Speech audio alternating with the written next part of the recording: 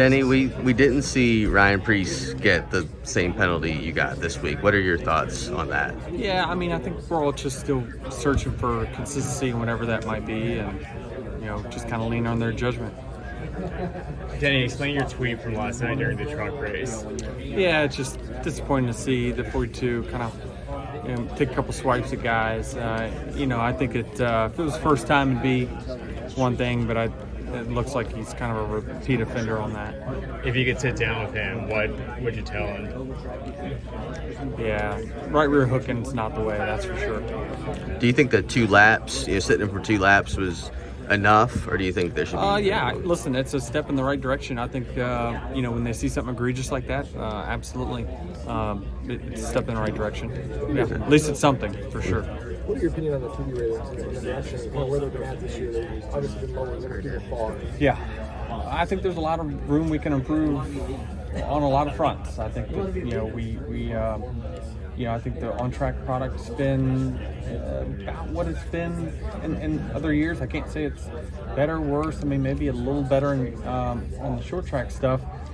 A lot of this stuff you really can't see from a TV standpoint, but we can get better with everything. Educating the fans, production, all that can all be better. I was going to say, as a team owner, are you hearing it from sponsors or anything about, hey, what's going on here? Why are less people watching than before than we anticipated? No, I haven't personally. What do you think of the wet weather tires last night? Would you be, if it rains tomorrow, would you be willing to put them on and race under green? Yeah, I mean, I thought that the instance of what they put them on was kind of perfect scenario for them, where they could, versus trying to spend a half hour getting weepers dried out and up against the curb that could take 30 minutes. It really, I think from the very beginning they said that this is a tire that can get them back to racing 20-30 minutes early, and I thought that it did that. Certainly it seemed like when the track was fully damp, they weren't really comfortable with running them in those conditions, which I probably agree with. Kyle said that he wishes they'd gone maybe 30 minutes earlier, tested that, and then maybe more in the rain to test it, so that you guys have a better thought of what may happen in New Hampshire or somewhere like that. I mean, is that kind of the same thought process here? Yeah, I mean, I think that we've seen NASCAR's comfortability scale, and it looks like they're comfortable when it's pretty much dry. You just don't have to work on these little extra areas. That's where they're going to be comfortable putting those tires on. Again, is it worth the gain? I know that it did take a long time to switch back over, then switch back over again. What's the net of that? I'm not really entirely sure, but I stayed up and watched. Would you be more in favor of it being like IndyCar racing, where each team decides when they want to go wet or dry? Sure. Yeah, you could do that one. We've done that before with wet weather tires, or Watkins Glen, the Roval at times, where I think most teams probably would have started in the dry tires yesterday. But the encouraging part I saw was that that tire had fall off. It fell off a second and a half in 25 laps. We're estimating 2/10 in 30 laps in the Cup car today. When a driver, if your caliber stops winning as much, and you kind of go through that long period of wins not winning, what's that like? What's it do to your psyche? Yeah, I mean, if you don't think you're capable, then it can take its toll on you. I mean, we've been marred by, we keep extensive stats and analytics of where we really are as a team, regardless of what one column may say. Our win capability has been the same. We just don't execute very well. Once we get out front, we don't control races. We get to pit road and it's just not been good. And so that was a struggle last year. It was well documented. The JGR teams last year had struggled on pit road, especially controlling races. And today, that's what really decides who wins these races. But even going back to 2018, right? Yeah. You go through your first full season early. What does that do for you? Well, You go back and watch clips. You remind yourself, hey, I can still do this. Yeah, I mean, I can tell you, I certainly had doubts in 2018 for sure. Then I come in with Chris, and it all of a sudden just fires right back up, right? And I think that a lot of that is we just kind of got the jump on kind of the analytics and stuff and really started diving into areas where we could get better. So we just found an edge on the competition early. Now that's something that everyone does. Denny, when you came back from your injuries that you had, how did you work through those mentally and physically, knowing this is going to cause me pain, I'm going to be sore here? How did you deal with that? How did you overcome it?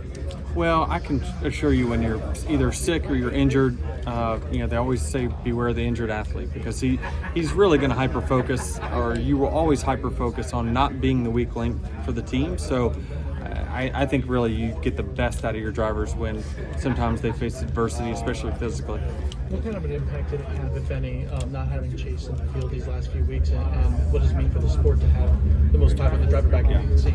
Well, certainly you're going to have someone that can contend for a race win each and every week back in the field now. So it's going to be harder to win, harder to get top fives, top threes, all that. So I think that certainly the sport has been waiting for this moment, right? And certainly, hopefully, we get the audience tuned in to, that the most popular driver's back in the field. Because it certainly is important to have someone that, is super important to our fan base back on the racetrack. This week you've been calling out drivers throughout the year in the podcast. This week you called out your buddy Kyle Larson. What was his reaction to that? Did he hear the clip? Oh, I'm sure he did, for sure. But I mean, I'm gonna do them all equally. It's, whether you're friends or not, I always will treat everyone the same as well as myself. I mean, there's been there's 2 or 3 times this year I've been pretty hard on myself as well. So I just think that's what people tune in for, right? Is an honest opinion. It doesn't mean it's always fact, but it's certainly an opinion.